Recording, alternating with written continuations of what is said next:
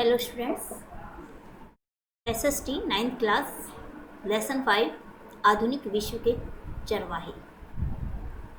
बच्चों, पहला लेसन और दूसरा लेसन आपको करा दिया गया था। तीसरा और चौथा आपके लेसन से काट दिया गया है कोविड-19 के चलते। तो ये पांचवा लेसन है आधुनिक विश्व के चरवाहे। इसके विषय में हम आपको बताएंगे। चरवाहे बेटा वो होते हैं जो जंगलों में अपने पशुओं को चराते हैं, घूमते घुमंतु होते हैं, अरे एक स्थान से दूसरे स्थान पर जाएंगे। घुमंतु चरवाहों का समुदाय किसी एक निश्चित स्थान पर वास न करके अपनी आजीविका के लिए एक स्थान से दूसरे स्थान पर भ्रमण करता है। भारत के कई क्षेत्रों में प्राय घुमंतु चरवाहों को अपने मवेशियों के साथ घूमते हुए देखा जा सकता है।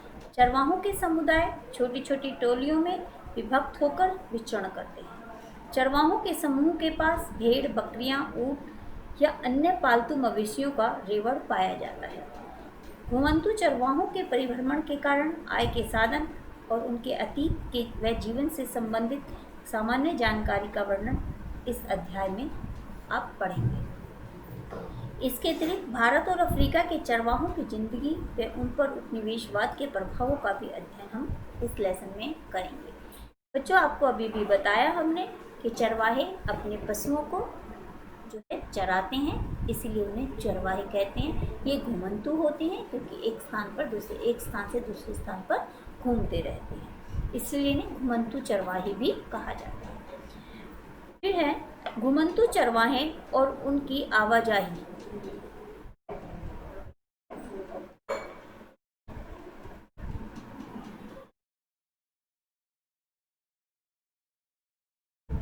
पशु चारण जीवन निर्वाह के रूप में, मतलब जो ये घुमंतु चरवाहे हैं, ये पशुओं को चराने का जो कार्य है इससे ही अपना जीवन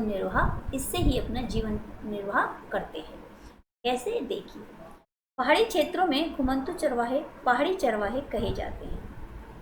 जम्मू कश्मीर का गुज्जर बकरवाल समुदाय 19वीं शताब्दी में अपने भेड़ बकरियों के लिए चरागाहों की खोज में यहाँ आया था तथा कुछ समय बाद वह यहीं बस गया। सर्दियों में जब ऊंचे पर्वत बर्फ से ढके होते हैं तो उस समुदाय के लोग अपने पशुओं के झुंड के साथ शिवालिक की निचली पहाड़ियों में रहने के लिए आ जाते हैं।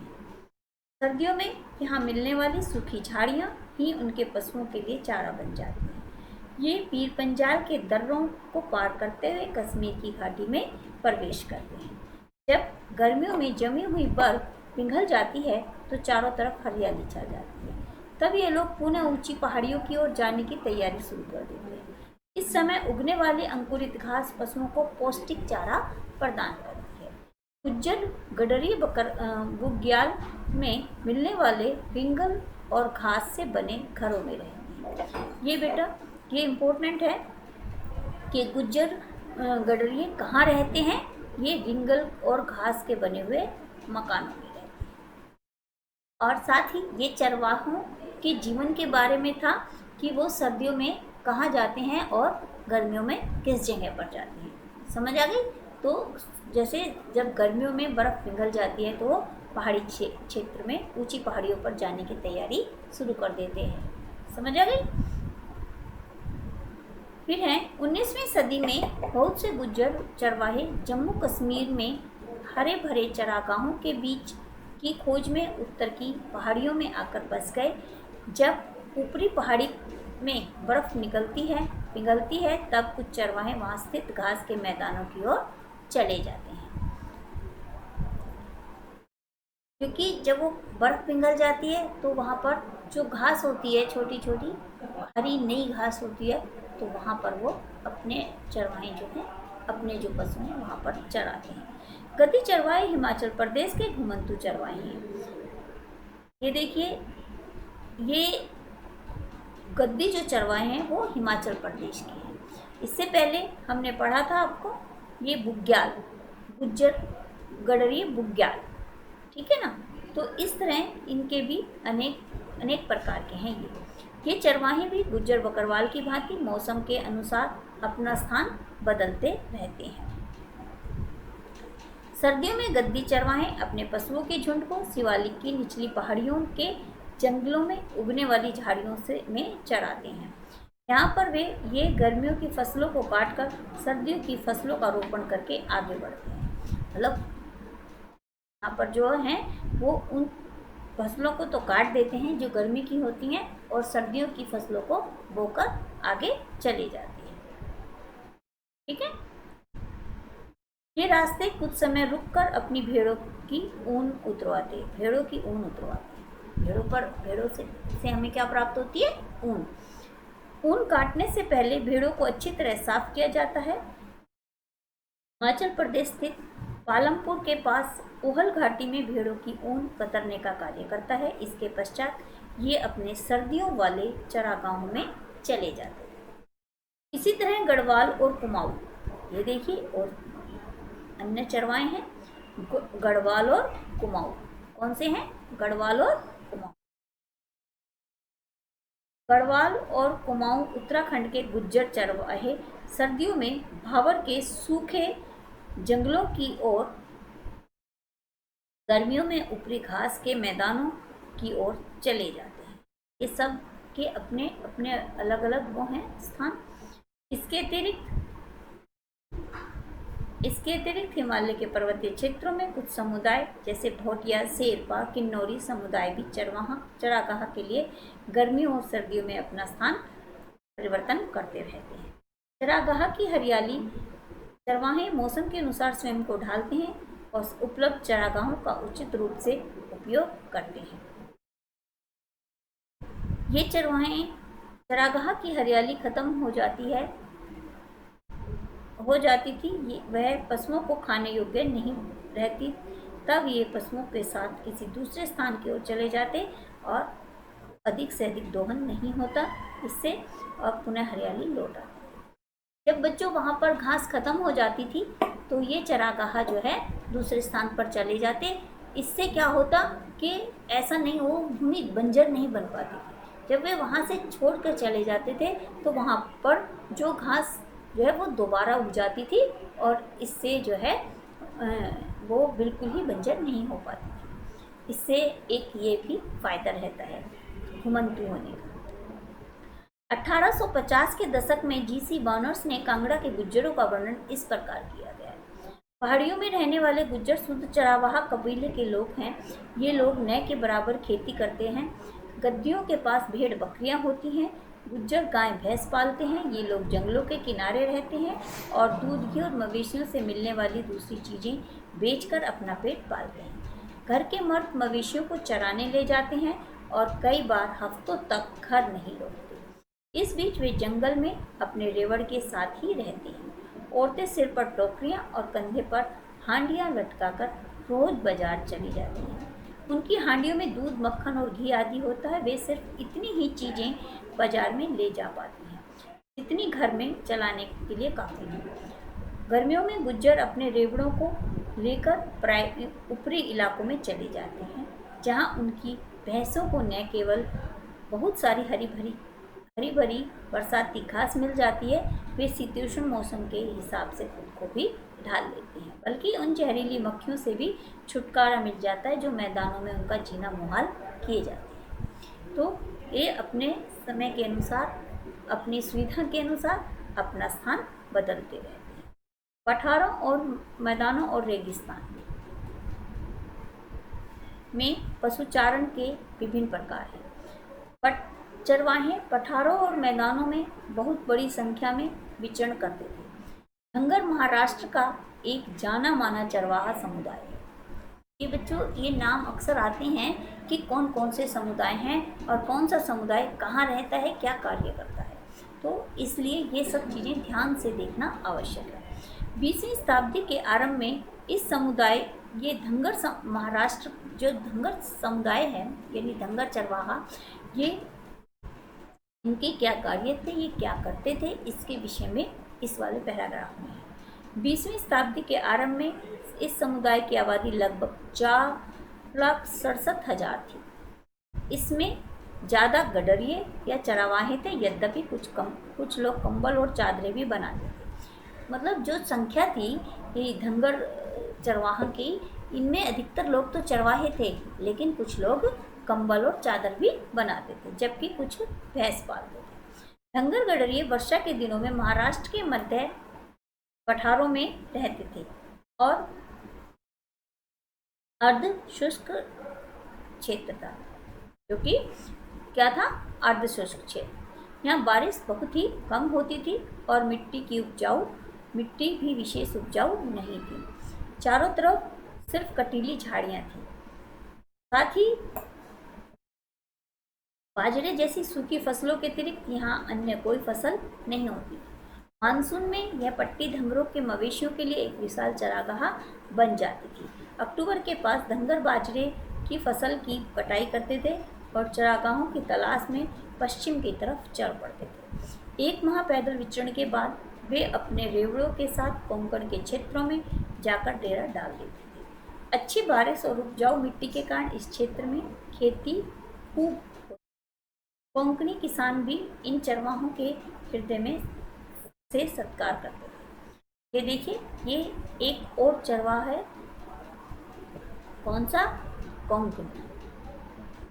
ये किसान है कोंकणी, ठीक है। ये जो है किनका स्वागत करते थे, धंगर चरवाहा के। जिस समय धंगर कोंकण पहुंचते थे, उस समय कोंकण के किसानों को खरीफ की फसल काट कर अपने खेतों में रबी की फसल दोबारा उपजाऊ बनाना होता था। मतलब जिन दिनों ये वहाँ पहुँचते थे, उन दिनों खरीफ की फसल काटने के बाद रबी की फसल बोने का समय होता था।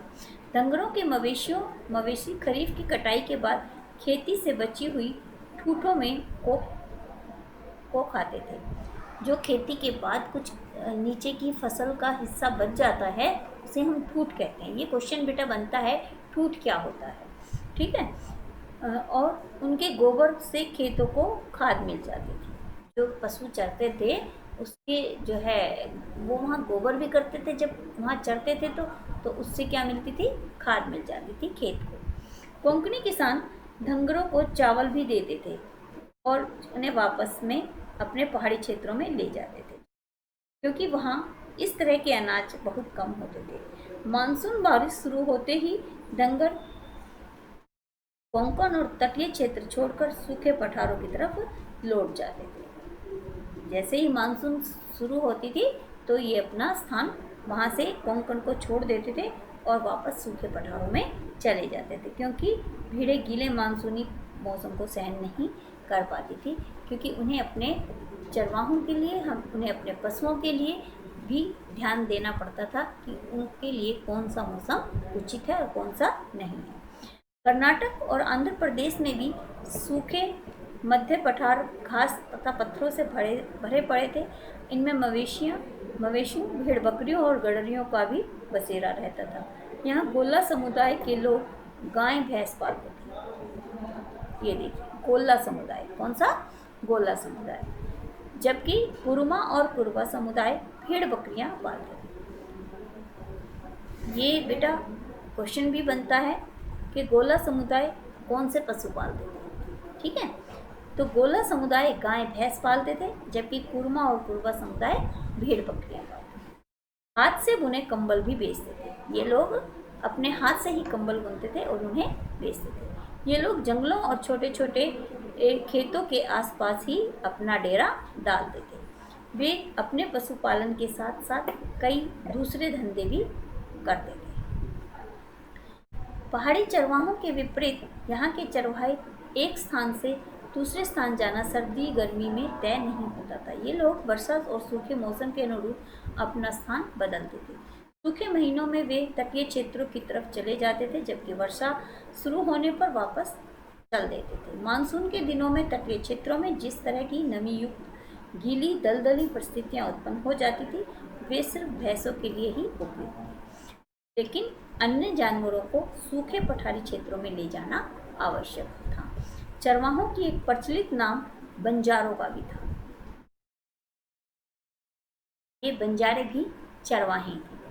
बंजारे उत्तर प्रदेश, पंजाब, मध्य प्रदेश, महाराष्ट्र के कई क्षेत्रों में रहते थे। ये लोग एक दूसरे बहुत दूर दूर तक चले जाते थे और रास्ते में अनाज और चारे के बदले गांव वालों को खेत जोतने वाले जानवर और दूसरी चीज बेचते थे। ये वहां भी जाते थे, अपने जानवरों के लिए अच्छे चरागाहों की तलाश में रहते थे। मतलब ये जो बंजारे थे, ये मध्य प्रदेश, पंजाब, उत्तर प्रदेश जैसे स्थानों पर कई क्षेत्रों में रहते थे और ये भी एक स्थान से दूसरे स्थान घूमते रहते थे, अपने चारा जानवरों को चराते थे और इसके साथ ही अपनी जो चीज़ें हैं वो। राइका समुदाय राजस्थान के रेगिस्तान में रहता था। ये दूसरा समुदाय, एक और समुदाय है राइका समुदाय। इस क्षेत्र में बारिश का कोई भरोसा नहीं था। वर्षा की कमी के कारण खेती की उपज हर साल घटती बढ़ती रहती थी। बहुत सारे क्षेत्रों में तो दूर दूर तक कोई फसल ही नहीं होती थी। इस कारण राइका खेती के साथ चरवाही का भी काम करते थे।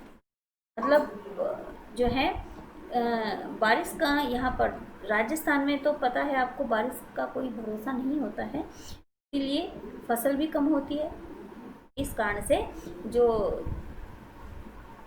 राइका हैं वो खेती के साथ साथ चरवाही भी करते हैं। खेती तो करते ही थे, लेकिन बारिश की कमी के कारण ये चरवाहागिरी भी करते थे। बरसात में तो बाड़ेमर, जैसलमेर, जोधपुर और बीकानेर में राइका अपने गाँव में ही रहते थे, क्योंकि इस दौरान उन्हें वहीं चारा उपलब्ध हो जाता था। लेकिन अक्टूबर तक ये चरागाह सूखने लगते थे। इसके परिणाम स्वरूप ये लोग नए चरागाहों की खोज में दूसरे क्षेत्रों की तरफ निकल जाते थे। राइकाओं के एक समुदाय ऊंट पालता था। राइकाओं में ही एक और समुदाय था जो कि ऊंट पालता था, जबकि कुछ समुदाय भेड़ बकरियां पालते थे। मतलब ये राइका समुदाय के भी दो प्रकार थे। एक वे जो ऊंट पालते थे और दूसरे वो जो भेड़ और बकरियां पालते थे। जबकि ये इस क्षेत्र में ऊंट पालकों को मारू और उनकी बस्तियों को डंडी का नाम दिया जाता था। जो ऊंट पालते थे उनको मारू कहा जाता था और जहाँ वे रहते थे उसे डंडी का नाम दिया जाता था। चरवाहा समुदाय में अनेक चीज़ों के बारे में सोच विचार कर ही आगे बढ़ता था। चरवाहों को सदैव यह ध्यान रखना पड़ता था कि उनके रेवड़ एक इलाके में कितने दिन तक रह सकते हैं और उन्हें कहाँ भोजन, पानी और चरागाह मिल सकता है। उन्हें एक इलाके से दूसरे इलाके में जाने हेतु सही समय का चयन करना पड़ता था तथा सफ़र के दौरान उन्हें रास्ते में पड़ने वाले गांवों के किसानों से भी मधुर संबंध स्थापित करने पड़ते थे, जिससे उनके जानवर किसानों के खेतों में घास चर सके और उनको उपजाऊ बनाते चले। अपनी आजीविका के लिए उन्हें खेती, व्यापार और चरवाही जैसे सारे काम क्रमबद्ध तरीके से करने पड़ते थे। पश्चिम राजस्थान में बलोत्रा मेला ऊँटों की खरीद फरोख्त के लिए प्रसिद्ध है। देखो ये जो है बलोत्रा मेला, ये सामान खरीदने के लिए प्रसिद्ध है। इसके अलावा यहाँ गुजरात के घोड़े की भी खरीद फरोख्त होती थी। खरीद फरोख्त मतलब खरीद बेच। राजस्थान में ही एक अन्य ऊँट मेला लगता था जिसे पुष्कर मेला के नाम से जाना जाता है।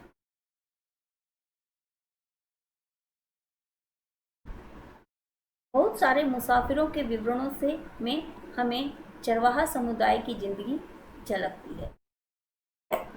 मिसाल के तौर पर 19वीं सदी की शुरुआत बुकानन ने मैसूर में अपनी यात्रा के दौरान गोल्ला समुदाय का दौरा किया था।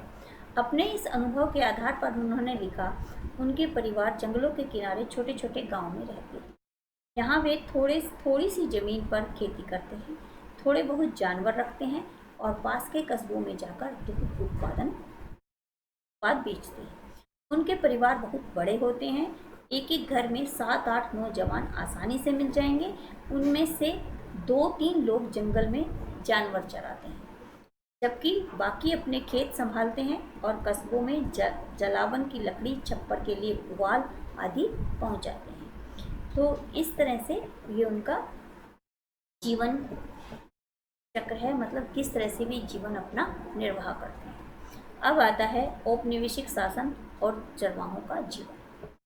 औपनिवेशिक शासन और आधुनिक राज्य के चरवाहों का जीवन कैसा था? औपनिवेशिक सरकार ने चरवाहों के लिए अलग तरह के कानून बनाए थे।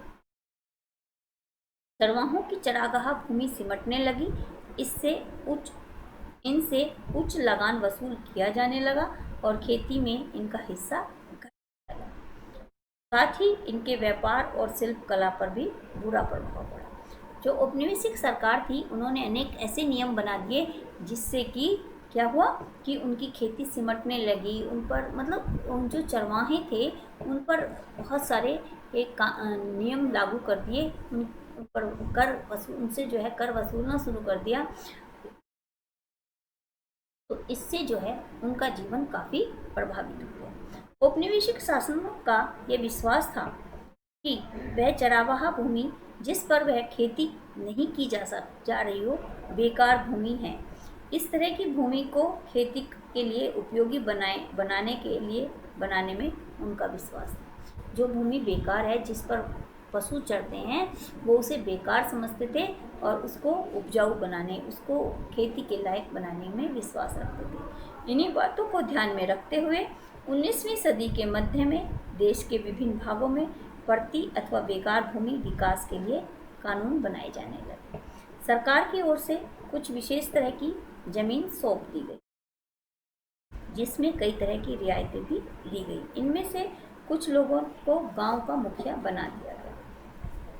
ब्रिटिश सरकार द्वारा बनाए गए वन अधिनियम ने चरवाहों के जीवन को बदल दिया। इस प्रकार कब्जे में ली गई ज़्यादातर जमीन चरागाहों की थी, जिसका उपयोग नियमित रूप से चरवाहे किया करते थे। धीरे धीरे चरवाहा सिमटने लगे और चरागाहों की समस्याएं उत्पन्न हो गई। सरकार ने ऐसे जंगलों को आरक्षित घोषित कर दिया। कौन सा?